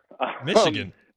Lake Michigan. How can I say? You know what? I'm going to be at a lacrosse tournament on Lake Michigan this weekend, so I failed my geography test for the day. But yeah, I mean they can be really bad really fast, and that's what Pat changed. He took them to bowl games. He took them to the Big Ten championship game twice, and they're a program that's going to have to figure out with their academic standards how to navigate the NIL thing. And the other thing, and you guys probably talked about this already, is I'm wondering, what happens with all these transfers when a transfer leaves the program. Will they just kind of unload on other programs like this? This is kind of the first example of that in a while, where these allegations from a transfer took on real serious nature real quick. Yeah, I think once that the transfer portal comes into effect, we may not be able to see all that is being put into place here, and that's certainly something to think about. So what does Northwestern do in the short term? Just name an interim and look for a coach in the winter? Yeah, that's what they'll do. I mean, they have an interim coach. Sounds like the defensive coordinator is going to take over. His name's escaping me right now. You'll have to forgive me. But then you'll look for somebody. I don't name it again because we do this at hyper speed on Twitter. People were already talking about Tommy Rees. And I'm like, well, he's got to be an offensive coordinator at Alabama this year first. So what irony that would be if Northwestern ended up targeting somebody like him and then Pat Fitzgerald ends up at Alabama. That'd be the ultimate irony in some ways. That is interesting. Bill, we appreciate the time. We'll catch up soon. Hey, thank you so much for having me on. Take care. Have a great day. He is Bill Bender with the Sporting News, talking about all things Northwestern there, which is just, man, that's nuts to see, because that's a guy that there aren't very many people in college football more synonymous with the program they're coaching than Pat Fitzgerald and Northwestern. Like, I don't want to go as far as to say like Pat Fitzgerald is Northwestern football, but like he was a star on their Rose Bowl team in the 90s, and then he's been a coach there for 17 years, and he's Michigan called him and he said no, and reportedly the Green Bay Packers called him and he's like, no, I'm at Northwestern. That's what I'm doing. And to have it fall apart like this, and I struggle to get too deep into it, especially when it's not a school that I cover. If this happened at LSU, like, we got to dive in. We got to make phone calls. You got to give a strong opinion and what you believe. I think that it's very likely that some stuff went on up there that really should not have gone on. That's really stupid. And look, 19-year-olds and 20-year-olds do really stupid stuff. I was 19 and 20. I did really stupid stuff. And that's part of this deal. And then I think part of it is you open the cracks there and you get journalists involved and they start burning up phone lines. And when you've had that many people run through there, you can start finding a lot of stories. I mean, you're talking about 100 players a year on a football team for 17 years. That's a lot of available phone calls to make. Hey, did anything bad happen when you were there? And then it just grows. And that's what happened here. The reports are awful. And then it's just going to get worse as you allow things like that to grow, and that's what goes on. And the end result is Pat Fitzgerald moving on. If I may, understanding that some of this stuff is really dumb and really bad, just opine on the football side of it. Like, just take away the hazing stuff. We'll put that to the side. Just on a football perspective, me, the football fan, is curious to see if Pat Fitzgerald could get a job that's better. If he could get the Wisconsin job. If he could get the Florida State job. Like, I'm just throwing names out there. I'm not suggesting that Wisconsin and Florida State are about to fire their coaches. Like, if he got a job where winning was important and really doable, like, how good is he? Because it was one of those deals with him and even with David Shaw, like we just talked about, where if you go 6-6, like, yeah, but you're at Northwestern, that's fine. Yeah, you 5-7 this year, but 2 years ago you won 9 games. It kind of feels like that at Stanford and Northwestern, where you kind of get a pass. And like Bill was saying, like, you take the job at Oklahoma, you can't do that. There is no, you have to win. And so I'm curious as to what David Shaw is and what Pat Fitzgerald is. You've got resources, but you've got expectations that come with them. Maybe we find out in 5-7 years. But for now, he's going to try to go to battle legally with Northwestern. And I can promise you this. Pat Fitzgerald won't have any problem picking up a dinner tab. Like, he's got plenty of money. He didn't have as much money as Northwestern to hire attorneys. So we'll see how that goes and how long that legal battle lasts. But it's a shocking story for that marriage and that relationship to sever the way that it did that quickly. Sharif Ishak will join us coming up in 15 minutes to talk Saints.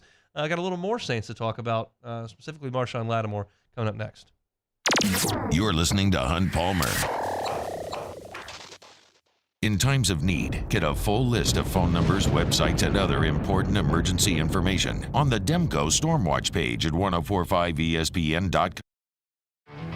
There it is, the extra mile, on the border of expected and extraordinary, for those willing to go further, like vans customized for work or play, with safety and tech to keep you connected. Supported by a 5-star sales, service, and finance team, and backed by the 1-star you know. So go the extra mile.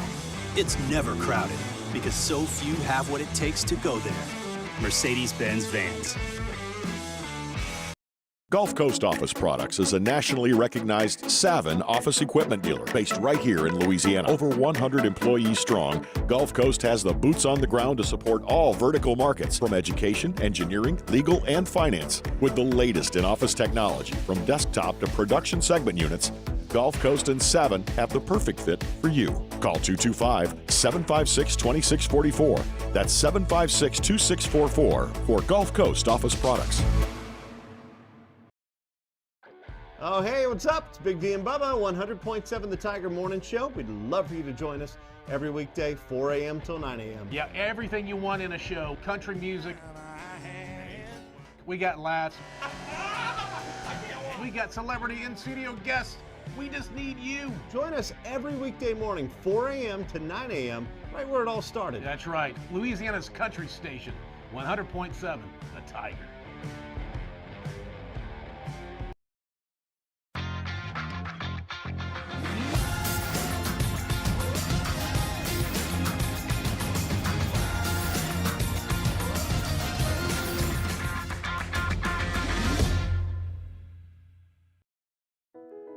I've been doing business with Luba for 25 years. They're dependable, trustworthy. It's just the attention to detail with our clients. Our folks have years and years of experience. They're highly trained professionals, but many companies have that asset. What I'd like to think makes Luba a bit different is that we use those talents in a way that truly is dedicated to serving the needs of the folks who depend on us. When is a taco more than just a taco? When it's Government Taco. Voted best tacos 3 years in a row by 225 Magazine, Government Taco puts the most delicious spin on tacos the capital area has ever seen. With creative combinations like the Magna Carrot, the Filibuster, or the Steak of the Union. Plus perfect tortilla chips paired with the best salsa and queso you've ever had. And happy hour every day from 3 to 6 p.m. and all day on Thursday. Government Taco, 5621 Government Street. Hey there, little buddy. What's the matter? What's the matter? My windows, siding, and my door. That's what's the matter. Relief Windows can fix all of that. I got you. Pop, pop. What's up? Oh my gosh, look! Curb appeal. That's a good-looking neighborhood. ReliefWindows.com. Dylan Cruz here to tell you about Six Rings Baseball and Softball Camp. If you live on the North Shore and play ball, go to Six Rings Camps with former LSU assistant coach Dan Canaveri. His knowledge is second to none, and your child will improve and have fun doing it. Camps were held at Coquille Park and Six Rings Academy in Covington with 4 sessions over the summer. Full day and morning only sessions are available from ages 7 to 13. Go to sixringsbaseball.com or call 985-206-9096. Learn the game to love the game. Gulf Coast Bank and Trust is giving our customers the power to bank anywhere, anytime during this challenging event. And we're right there with you. Matt Moscona inviting you to join us for Tuesday's AFR. We'll recap day 3 of the MLB draft and have a much clearer picture of how LSU's 2024 roster will look. Join us Tuesdays AFR 3 to 6, 104.5 ESPN Baton Rouge.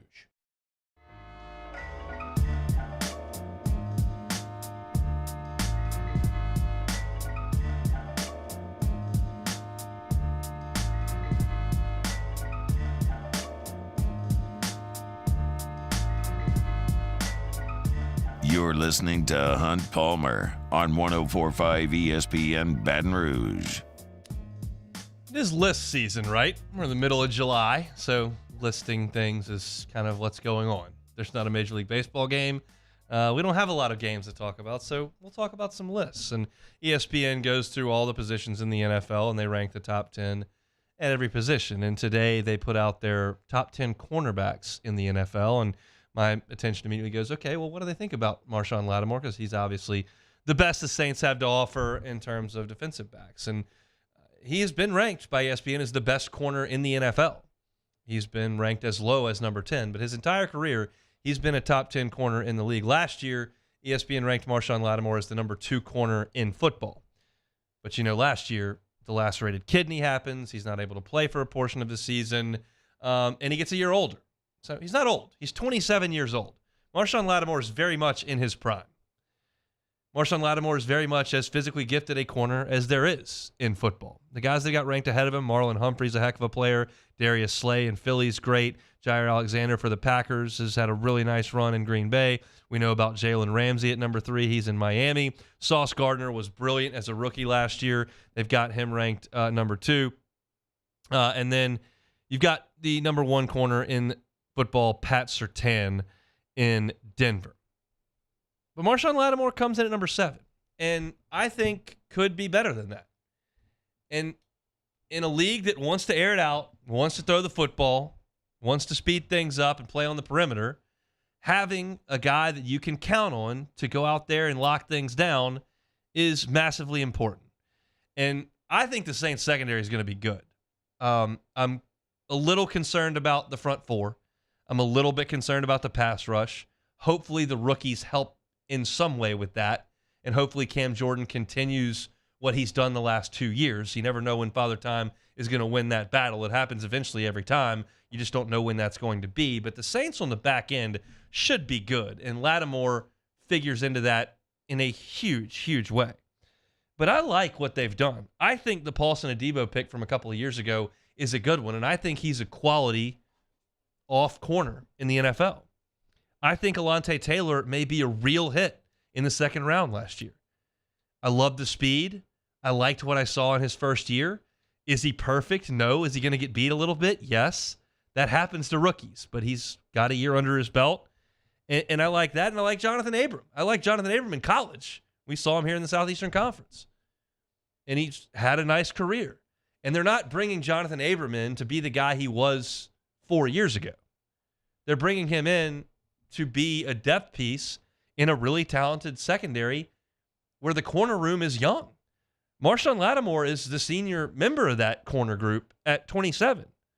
Adebo, young in his career. Alontae Taylor, young in his career. And then you have the number 1 corner in Marshawn Lattimore. And then you bring Abram in.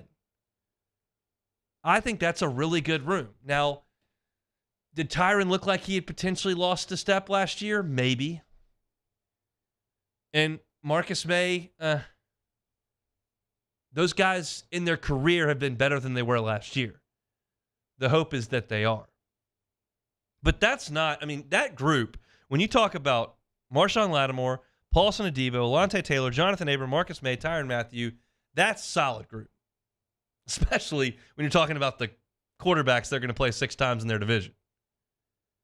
That group should be able to make hay. My confidence level in that Saints secondary is like an 8 out of 10. Like, I really like what they've got back there. And with Demario Davis right in front of them, I like that a lot. We'll see what linebacker looks like. I think they've probably got to make an ad there. But that's not going to be the biggest variable in the defense. The biggest variable in the defense comes on the front. If that group elevates the play from what we saw from last year's group, where you had Davenport and Onyemata and those guys, and I didn't think they were great. If you can get better play from the front than you did last year, 1, in stopping the run, and 2, getting after the passer, I think that the secondary can change some games. The Saints could not force turnovers last year. They just could not get it done. And I think that's lack of some pass rush, and then Lattimore going down and moving some guys around in the secondary, and it just didn't click. I'm not ready to punt on that just yet. I think that the Saints defense could be really good. And I love where they are in the secondary. I was looking at the write-up on Lattimore that they rank as the 7th-ranked corner in football, as I said, and the quote says, "Complete package," said a high-ranking NFL official who ranked Lattimore number 1. Man-to-man coverability, has size and speed, physical and run support, very competitive. I don't disagree with any of that. Said Lattimore's 78 pass breakups since entering the league in 2017 are 4th in the NFL during that span. He's got a penchant for penalties, committing 4 and 415 snaps last year, but evaluators can live with that because he's so physical and he's going to win more than he loses. We know what he's done against Evans in Tampa, and we know what he can be. And I think him getting back to that level is just so important this year. And there's really no reason to believe that he won't. Well, I'm not, super excited about lacerating a kidney. If we're just talking about football, I'd rather have the kidney laceration than a torn ACL, right? Just heal it up, get back out there. We're not reconstructing pulling ligaments from somewhere and putting them somewhere else. It seems uncomfortable. I'm not signing up for it, but it seems like something that, from a football perspective, is going to be okay. And I am a little worried about Cam Jordan's age and Demario Davis's age, and even to an extent, Michael Thomas, Alvin Kamara, those guys as they continue to age. I'm not concerned about Marshawn Lattimore's age. I think he is ready to play great football, and if you're going to have a great defense, you're going to have a number 1 corner. And the Saints got that, and they need it back this year to help win the division. We've got a lot more time to talk about what this Saints roster is going to look like, but if you're going to have some things that are certainties, as certain as you can be in a sport that has so many injuries, Marshawn Lattimore needs to be one of those this year. Just like Chris Olave does, just like Derek Carr does, just like Demario Davis does. Like, the certainties have got to be the certainties, and Marshawn Lattimore is certainly that. And it wouldn't surprise me at all if 12 months from now we look up and Marshawn Lattimore's back in the top 5 of this list, because it wasn't that his play slipped last year, it was that he got hurt. So you put him into a young secondary that can really run and really play. I like where the Saints are in that perspective. And we talked about their defense last week. In the last 8 weeks of the season, that was a really good Saints defense. They just couldn't score. That's why they lost games. They're going to be that kind of defense again, the one that they were the second half of last year. Marshawn Lattimore's got to be a huge, huge piece of that puzzle. A little Saints talk there. Let's do some more of that when we come back. Alvin Kamara got his ruling from up in Las Vegas. We'll tell you what it was and dive deeper into what that means for the Saints running back when we chat with Sharif Ishak from WDSU coming up next. You're listening to Hunt Palmer. Our listeners fire off their opinions on the jimsfirearms.net hotline at 499-1045. Keep listening for your next chance to shoot us your thoughts with the jimsfirearms.net hotline on 1045 ESPN Baton Rouge.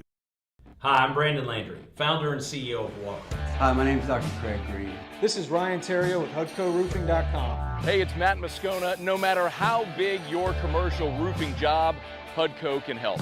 My patients come to me because they trust that I can get the job done at a high level. Ryan Terrio and Richard Tilley have the same level of trust when it comes to roofing. If you have a roofing issue, call HUDCO Roofing. Give us a call, 364-1007, and we'll come to your house and give you a free inspection. Hello, Samantha, dear, I hope you're feeling fine. And it won't be long until I'm with you all the time. But until then, I spend my money up right down on my last dime. Come on, in Baton Rouge.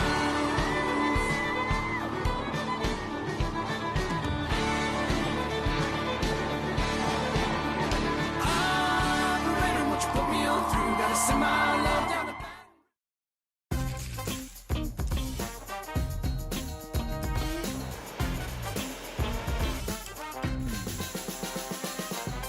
The best kept secret in town is out. Discover Tallulah at the Renaissance Hotel on Bluebonnet.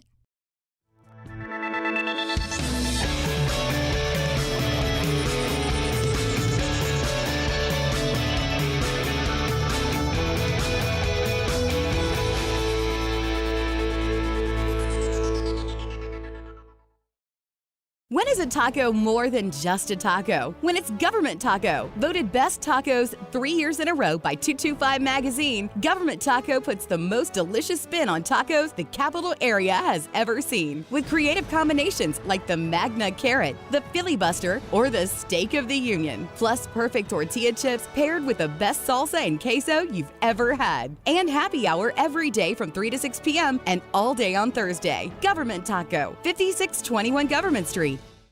Gulf Coast Office Products is a nationally recognized Savin office equipment dealer based right here in Louisiana. Over 100 employees strong, Gulf Coast has the boots on the ground to support all vertical markets from education, engineering, legal, and finance. With the latest in office technology from desktop to production segment units, Gulf Coast and Savin have the perfect fit for you. Call 225-756-2644.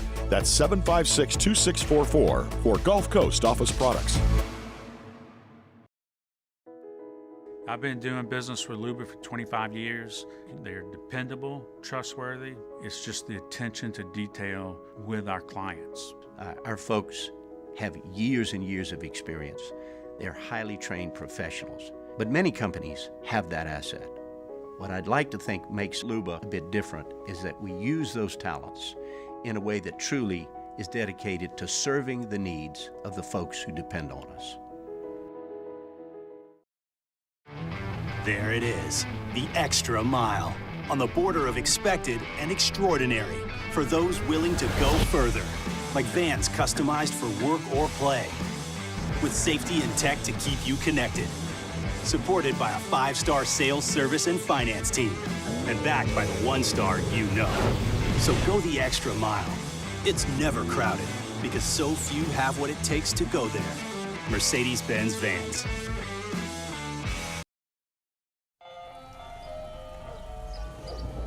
Hey there, little buddy. What's the matter? What's the matter? My windows, siding, and my door. That's what's the matter. Relief Windows can fix all that. I got you. Pop, pop. What's up? Oh my gosh, look! Matt Moscona inviting you to join us for Tuesday's AFR. We'll recap day 3 of the MLB draft and have a much clearer picture of how LSU's 2024 roster will look. Join us Tuesdays, AFR, 3 to 6, 104.5 ESPN Baton Rouge.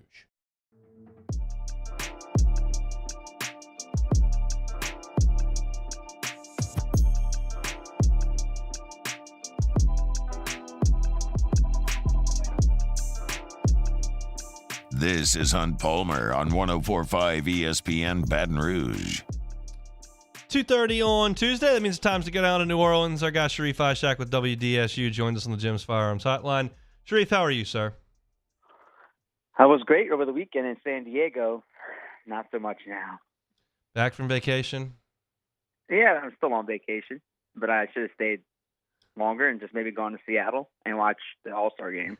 Who's better on TV, you or Jay Johnson? Oh, Jay Johnson was actually awesome. I was watching some of that coverage. He was good, man. I loved his answers. They were insightful. Had some passion. Awesome. Yeah, he was quick, which you've got to be in those formats. You can't kind of drag on like I can for 2 hours. You got to kind of get in and out. I thought he did a good job. What did it mean for LSU to have the first 2 picks in the draft? Historic, obviously. It was nice to see that Paul and Dylan went 1-2. First time anybody's had that happen in an MLB draft. And hey, look, man, like you've asked me a few times in the past, what does that do for LSU, for Jay Johnson? And I told you 3 to 5 years. And whenever, high school players or any players in the transfer portal see what they did in the season and what they did in this draft, it's going to be, eye-opening, and that's only going to gain them more attention, and more players are going to want to go to LSU and try to win a national championship and get drafted high. All right, let's talk some Saints. Obviously, the news comes down from Las Vegas that Alvin Kamara's case has been decided. He pleads down to a misdemeanor. He'll do some community service, pay $100,000 in medical to the victim, and that'll be it legally in the state of Nevada. What's next? Well, as you know, the NFL doesn't, really care if you get convicted or not of a crime, because they can still drop the hammer on you. There's the good news and bad news. The bad news is the code of conduct policy. He violated it regardless if they went to court or not. The good news, it's not a violent crime, and it's not considered a felony because they pleaded it down to a misdemeanor. If they did not, it could have been 6 games suspension without pay at the minimum. Now you're looking at maybe something between the lines of 4 to 6. You're talking about a guy this is an isolated incident. He's been a very good, ambassador in the city of New Orleans. Doesn't really, do any foolish stuff on the field. Not like getting into it with fans or camera people. Not doing anything crazy. And maybe the NFL, sees that and says, hey, this is an isolated incident. He's been a good football player off the field. Hasn't really done much outside of this. And maybe it's a 4-game suspension, or maybe less than that. I mean, I would think it's 4 to 6 games because the code of conduct was violated for sure. But man, if they go 6 to 8, that would be an absolute, disaster for Kamara in the States. I know they have 2 running backs there, to relieve that, but man, it'd be nice for the Saints to catch a break. And I'm not absolving him of doing, the wrongdoing, but it's just some point in time you would think the Saints catch a break and maybe 2 to 4 games because it was pleaded down to a misdemeanor. So you're not wild about the Saints running backs after Kamara. They go out and sign the NFL's rushing touchdowns leader, and they go out in the draft and try to address it because they knew this was coming. But you don't love what they have behind Kamara? I love what they have behind Alvin Kamara. I really do love. I just hope they can stay healthy. If Kamara does get suspended for, if it's 4 to 6 games, you just hope, that Kendry Miller and Jamal Williams can carry the load. And if that happens, I'd assume that they're going to have a 3rd running back on that roster because it's the NFL. The running backs just seem to go down. You just hope that those 2 guys, your main 2 guys behind Alvin Kamara, can stay healthy while he's out. And, I like it. I mean, he's a ground and pound running back with the NFL touchdowns, like you said, big dude who can, he can break some away and he can, do the short yardage for them as well. And I'm anxious to see how Kendry Miller does. I think that's, I thought it was a really good pickup. Now that, it's supposed to be healthy when training camp starts, and they should be in good shape there if they stay healthy. And I feel like we're always saying if when it comes to the Saints and Pelicans, but I think they should be in good shape, especially if, if it's a decent amount of suspension. I hate that we have to do this, but I feel like I do. Clearly, getting into a brawl and hurting someone is a big deal and shouldn't happen. But if we're just going to put that aside and we'll just talk football, which is tough to do, but we'll separate the two. Could I make the argument that an NFL running back that's knocking on 30's door that might miss the first 6 weeks might help the Saints in November? He's a little fresher. Right. Yeah. He keeps his legs fresh. You've seen he's missed a few games here in the last few seasons. But yeah, you could look at it that way. If it's, 4 to 6 games, you have him good for the middle to the end of the season. But, the downside is if somebody goes down. But it's also Alvin's very important in the passing game, running game. He's also good in disguising plays and getting other players open so that, it really hurts to not have him, if it's for the first 4 to 6 games. Let's not kid ourselves. We understand the fresh part when he comes back, but man, not having him hurts. Because of what he does for the other players in the field, gets other guys open, and what he does in the running and passing game. So you could look at it in that way, and you could look at it the negative way, and it's you just hope that it's no more than 4 games at this point because of that, because how valuable he is on this football team when he's really good and healthy. On the other side of the ball, I just did a segment talking about the Saints secondary because ESPN ranks every position in the NFL 1 through 10. It had Marshawn Lattimore as the number 7 corner in the NFL. And then I kind of went through the other secondary: Paulson Adebo, Alante Taylor, Jonathan Abram, Marcus May, Tyrann Mathieu. What do you think as a whole of this Saints secondary? And then secondly, where do you think Marshawn Lattimore in his career? No, I think he's trending upwards. You know, when he came back from that injury, it cost him like 10 games. I mean, he was good in the final few games, and he came back for the Saints down at final 4 games of the season. I think he's still one of the top 5 cornerbacks in the NFL when healthy. I mean, go look at the percentage of passes that he gives up. It's very low. I mean, the guys, they don't really throw to him sometimes his side because how good he is, how much he locks down defenders. But I like I like him. I really think he's going to be the top 5 cornerback. I like the depth in that, secondary for the Saints. They got some veterans and the young guys. The depth is there. That's been one of the issues in years past about having good players and the depth in the secondary. That's kind of beaten them up and hurt them throughout the years. But don't be surprised if Alante is starting at, cornerback when the season kicks off. It's Alante and Marshawn Lattimore. But it's good to have Paulson Adebo and, Jonathan Abrams and anybody else who makes it there at cornerback. But it's good to have depth there. It's good to have depth there in the secondary with Abrams, Tyrann, and it's good to have that depth back there. I mean, with Mays and stuff like that. Now that we have the ruling on Kamara, is there anything that you're looking for before the Saints report to training camp? I want to know if they do a little shopping there at linebacker. I want to know if they bring somebody else in, or if they just kind of wait the first week or so to get through a couple weeks of this of their first couple weeks of training camp, first few practices. I think Hunt, I really think that they need some linebackers. They need some depth there. That's the one position I keep looking at. Hey, can they bring in somebody else? Do they maybe do they bring in another safety or two? I mean, I don't know that they don't need another safety, but yeah. I mean, do they go kind of crazy? Do they bring in Hunter Renfrow at receiver, another slot receiver, somebody that Derek Carr is very familiar with? I just feel like they're not done yet, and it may not be anything big, but it's just they have to add a little depth there. I'm fine with the secondary, like I say, with Marcus May and Tyrann Mathieu and some of the the backups they have there, and I just think it's got to be linebacker and maybe another slot receiver. And right now they're healthy. That's another position. When someone goes down, you're like, who are they playing? They got 4 or 5 good selections there. All right, Sharif, we appreciate it. We'll talk next week. All right, man. Sharif Ishak, WDSU, down in New Orleans, talking all things Saints. MLB draft continues to roll on. Another LSU player has been selected in the 15th round with the 460th pick in the draft. The Los Angeles Dodgers have selected Jordan Thompson, LSU shortstop. This is the most interesting one to me because he just doesn't feel like a 15th round pick. Now, I'm going to have to go look at what the Dodgers have done. I anticipate that Jordan Thompson will sign and become a pro. I think that the door is still open for his return. It was a 50-50 proposition as of this morning, and I don't know. These conversations in today's draft, meaning today as opposed to yesterday, are different because there's no slot money attached to it. So they could draft Jordan Thompson without ever talking to him.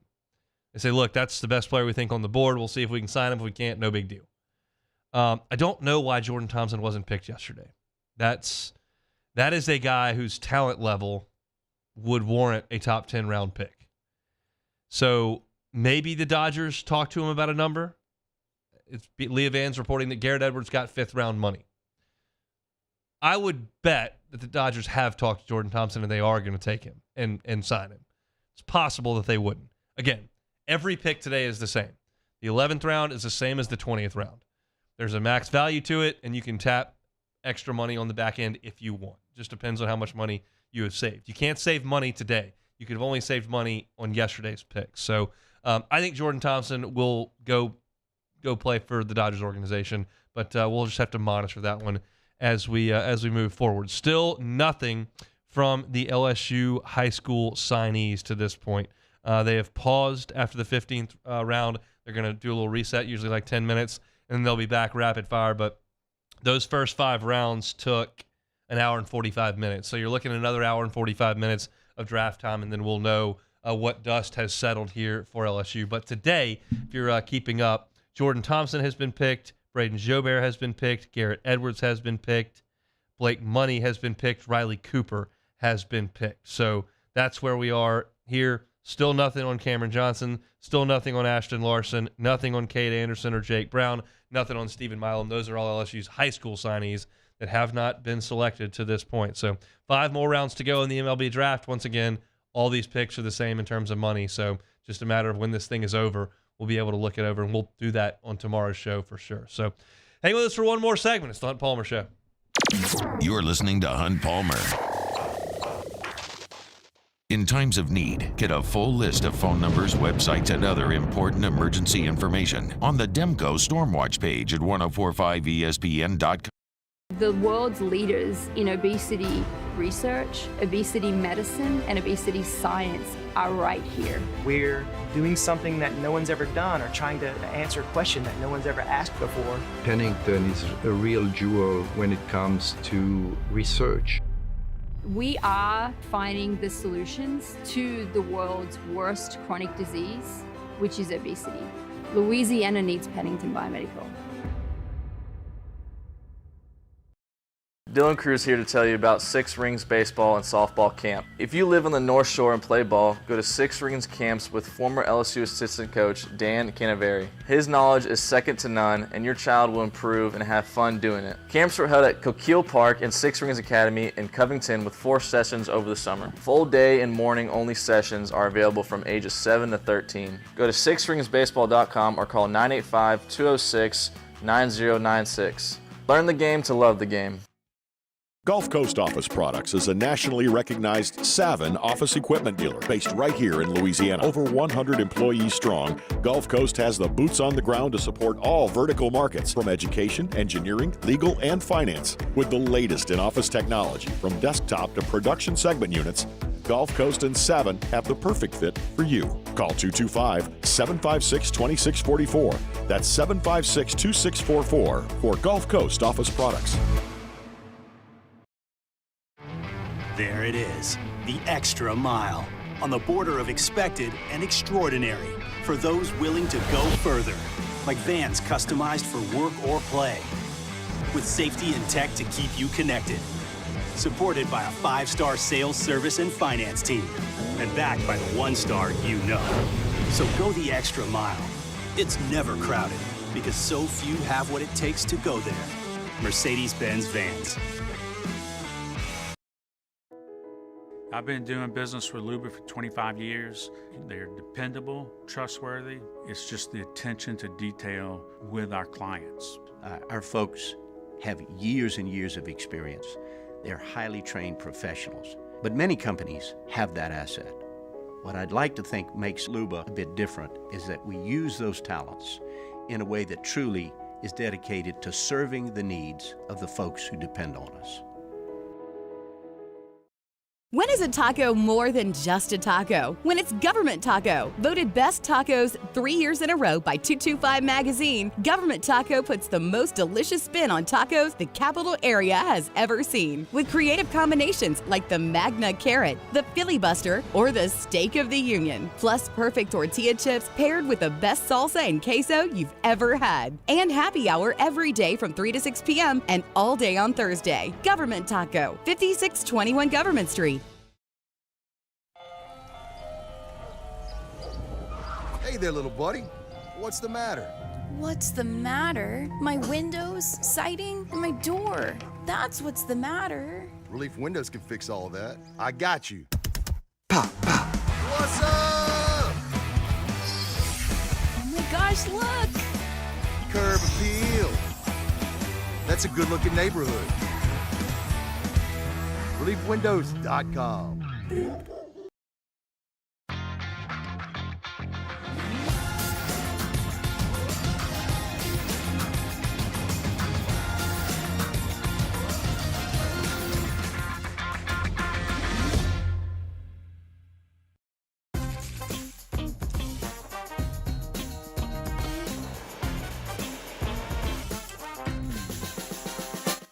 Moscona inviting you to join us for Tuesday's AFR. We'll recap day 3 of the MLB draft and have a much clearer picture of how LSU's 2024 roster will look. Join us Tuesdays AFR 3 to 6, 104.5 ESPN Baton Rouge.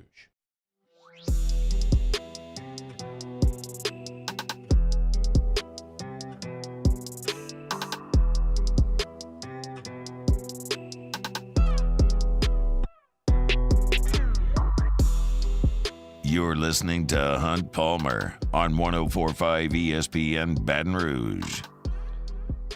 All right, Jacob back. Let's play some Take It or Leave It. All right, first one here. Immaculate Grid. Take it or leave it. Oh, I'm taking this. I'm addicted to this. If y'all are not aware of Immaculate Grid, are you aware of Immaculate Grid? No. So for those that got hooked on Wordle that still do it, it's like once a day you can do the Wordle thing online. Immaculate Grid is a baseball thing. And they've got a basketball and a football one as well, but they've got a baseball one. And there are 3 teams or statistic categories across the top and 3 along the side. So hypothetically, if who's a famous player that's played for a couple of teams? Barry Bonds. He played for the Pirates and the Giants. How about that? If there's a Giants logo on the top of the grid and a Pirates logo on the side, the square that corresponds with those 2 teams, you would have to click it and put Barry Bonds or anyone who's ever played for those 2 teams. You only get 9 guesses, and there's 9. So if you're a baseball fan, Major League Baseball fan, go to Immaculate Grid. There's a new one every day. I did the one today. I got 8 of 9. I had to come up with a Los Angeles Dodger who had a 200 hit season.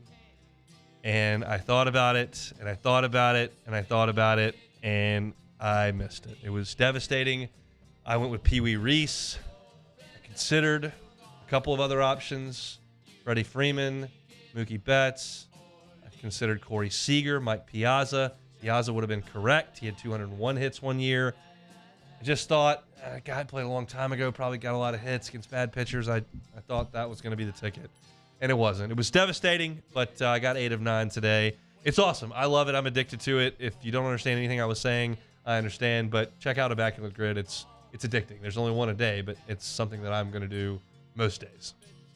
Zion Williamson said on a podcast that it's hard in reference to eating right and staying in game shape. He also said there are a lot of things I could have done better. I didn't. Zion will get right this season. Take it or leave it. I'll leave it. I mean, I'm not going to take anything on that perspective. I think that's just too big a risk. I think it's a little ridiculous that the Saints don't have someone who basically lives in his house and cooks all his meals. I mean, that's what I think this comes down to. You just have to do it. Zion's been given as many physical gifts as anyone who's ever played basketball. I really think that from his size, athletic ability, explosiveness, like all of that is such a rare combination. And you just got to take care of yourself, man. I'm not going to listen to what the woman going nuts on Twitter says about what he's eating, but I think it's pretty obvious that he's not locked in on his diet all the time, and he admits that. And if he doesn't get it and figure it out, this thing's going to be over pretty quick. I mean, in the grand scheme of life, this will be over pretty quick. So I hope he gets it right because he's really fun to watch and it would make things a lot more fun around here in terms of the Pelicans. But I'm not gonna bet on that. Cardinals All-Star Nolan Arenado says he wouldn't be surprised if he were traded before the deadline. Last place Cardinals should sell everyone. Take it or leave it. I'll take it. Yeah, sell them all off. Get your prospects, Cardinals. It's just an odd deal that they've had such a bad year. I wish it would have happened a year the Cubs were a little bit better so I could take advantage of it. But they were supposed to win the Central, them and the Brewers, and they've just been terrible. They're in last place. They're worse than the Cubs, worse than the Pirates, worse than the Reds, worse than the Brewers. And I would like them to trade Arenado so that he's not as prone to signing with them again after this year. I mean, I realize he's on the back end of his career, but I don't need him playing in St. Louis anymore. So I hope that the Cardinals trade everybody. Jack Flaherty's on an expiring deal. There are a couple more. So it still bums me out that Wilson Contreras is held hostage there, but it is what it is. Last one. MLB All-Star Game. Take it or leave it. I'll take it. It's good. Take it. I'll watch a little tonight. I'll be at Pluckers tonight at 8:30, Nicholson location, doing sports trivia, and the All-Star Game will be on, and we'll watch some of that. I hadn't been there last 2 weeks. Was coming back from Omaha 2 weeks ago. Last week's 4th of July, so it's been 3 weeks since we've been at Pluckers. We'll be there tonight. We'll be watching it. It's the best All-Star Game because they do actually play. The Pro Bowl doesn't work. The basketball game's a joke. I think the NHL All-Star Game's like a 20 to 15 game too. Like they just go nuts on there. So they actually play in the MLB All-Star Game. Do we have to bring the World Series home field advantage into play? maybe not, but I still think that guys want to go out there and represent and play. And so it's the best one. I don't know if it's must-see TV, but we'll be watching it tonight at Pluckers. That'll do it for our edition of Take It or Leave It. Let me one more time let y'all know about a great event and cause that I'm working for the next couple of weeks. I am a celebrity, air quotes there, celebrity waiter for the Baton Rouge Children's Advocacy Center. We'll have an event next Wednesday at LeBear's for the fundraiser that evening, but you don't have to go to LeBear's to make a difference with the Baton Rouge Children's Advocacy Center. They're an unbelievable organization that helps kids that have dealt with really adverse situations growing up, abuse victims and whatnot. And if you would like to donate to that cause, I would certainly appreciate it. It's pinned to my Twitter profile, at HuntPalmer88 on Twitter. The tweet's pinned. You just click the link that's right there at the top, and you can donate. No donation is too small. No donation is too big. We're just trying to make a difference for the children in our area that have had a really tough go early in their life. So if you've got the means, certainly appreciate you going to my Twitter, at HuntPalmer88, and making a difference there. Pumped to be a part of this, and hope to have an awesome turnout at LeBear's next week, and a great amount of donations that we'll have. There are a bunch of people in my shoes that are doing the exact same thing, so I'm excited to be a part of that. If you missed any of today's show, you can catch it on demand, 1045ESPN.com's on-demand tab, Apple Podcasts, Spotify, Google, of course, YouTube. Got some football segments that are creeping up. If you're dying for football content, we got you covered. Hunt on LSU is all your LSU football. Hunt on Saints is all your Saints football. Those are channels on YouTube. If you subscribe to them, those videos that Beck cuts up every day will go right into your feed, and you can digest those in like 10, 12 minutes. It's great stuff over at Hunt on LSU and Hunt on Saints. On today's show, a lot of draft stuff early in the show. Glenn West was with us at 1:30 to talk LSU. I talked about the Bama baseball gambling schedule story and how ridiculous that was. Bill Bender from the Sporting News joined us at 2 o'clock, talk all things Northwestern and what's going on with Pat Fitzgerald up there. Then a lot of Saints at 2:15 and 2:30. Sharif Ishak joined us then before Take It or Leave It. In today's MLB draft, LSU has had the following players come off the board. Jordan Thompson, Braden Jobert, Garrett Edwards, Blake Money, and Riley Cooper. Still no pick of Nate Ackenhausen, Hayden Dravinsky, Alex Milazzo, Christian Little, or any of the signees that LSU is hoping to hang on to. Tomorrow, we will know what the dust settles look like, and I'll be able to give you a real good feel for what LSU's roster will look like next season. So very much looking forward to that tomorrow. Matt Moscona is about to drive you home on After Further Review. The draft will end while he's on the air, so he'll get you caught up on all of it. We'll see you tomorrow, same time, same place. It's the Hunt Palmer Show.